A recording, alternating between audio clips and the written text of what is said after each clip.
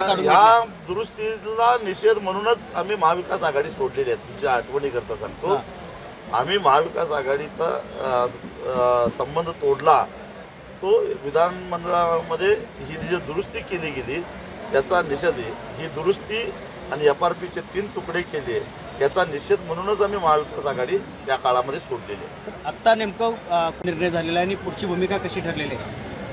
शक्तीपीठला पूर्ण ताकदीने विरोध करायचा निर्णय आजच्या या मेळाव्यामध्ये झालेला आहे आणि कसल्याही परिस्थितीमध्ये आम्ही हा रस्ता आणि या रस्त्यासाठी लागणारी जमीन अधिग्रहित होऊन देणार नाही। एक तर या मुळात या महामार्गाची सध्या तरी गरज नाही आहे, कारण सध्या जो नागपूर कोल्हापूर राष्ट्रीय महामार्ग आहे तो या रस्त्याला समांतर असाच आहे आणि या रस्त्यावरचं वाहतूक अतिशय तुरळक आहे।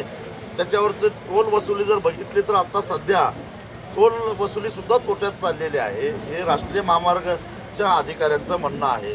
असं असताना जो पहिला मार्ग खाजगीकरणातून केला आणि तो तोट्यात चाललेला आहे, नवा महामार्ग कशासाठी, कुणासाठी, कुणी मागणी केली होती, कुणी आंदोलन केलं होतं, कुणी मोर्चे काढले होते आणि मग लोकांची मागणी आहे ते काम करा ना।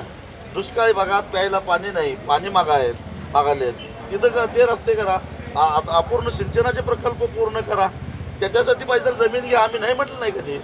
पण ज्या गोष्टीची गरजच नाही, सध्या त्याची फारशी आवश्यकता नाही, केवळ मोठे महामार्ग बांधत असताना त्याच्यामध्ये ठेकेदारांच्या माध्यमातून पैसा कमावता येतो, भ्रष्टाचार करता येतो, म्हणून जर का असे मोठमोठे प्रकल्प विकासाच्या नावाखाली लादणार असाल तर शेतकऱ्यांचे थडगे बांधून त्याच्यावर विकासाचे मनोरे बांधण्याचा कोणी प्रयत्न करत असेल तर तो प्रयत्न आम्ही हाणून पाडल्याशिवाय सोडणार नाही, ही आमची भूमिका आहे। आता पुढे काय? ABP माझा, उघडा डोळे बघा नीट।